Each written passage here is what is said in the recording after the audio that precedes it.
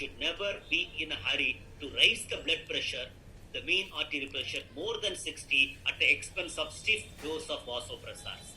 Why we have to be very careful in utilizing these vasopressors in the cardiac care units? These vasopressors are raising the blood pressure by producing the splanchnic vasoconstriction. So this is the splanchnic circulation which you are viewing in your slide, in your screen. The aorta, through the celiac artery, superior mesenteric artery, inferior mesenteric artery, it supplies all your blood, abdominal organs from the stomach, spleen, pancreas, small intestine and large intestines. And from there, after supplying to all these intra-abdominal organs, the venous return goes through the portal vein to the liver, and from the liver it returns to the inferior vena cava, and this particular arterial and venous circulation is called splanchnic circulation. And this splanchnic circulation is supplied, or it has the receptors, and these receptors are vary from one area to the other areas. And if you look into the area of the aorta, it has the pressure of 90 millimeter of mercury.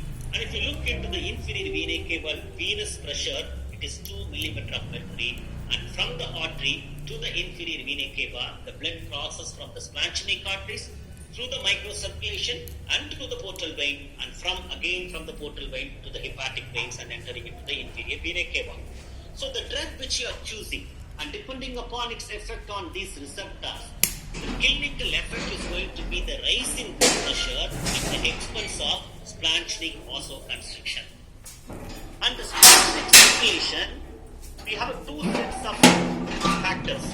One set will increases the blood flow into the splanchnic circulation, that is called vasodilators. And another set is called vasoconstrictors.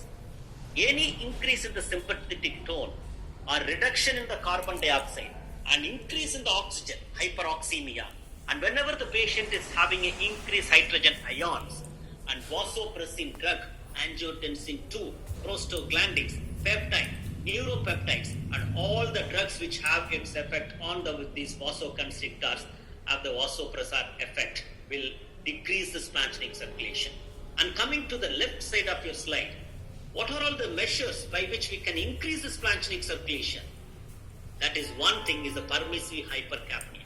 By allowing the rise in the carbon dioxide level, when the patient is having a decreased oxygen in ARDS, and because of the acidosis due to increased accumulation of carbon dioxide, the condition is called permissive hypercapnia, and that is good for your gut, and that is good for your splanchnic circulation.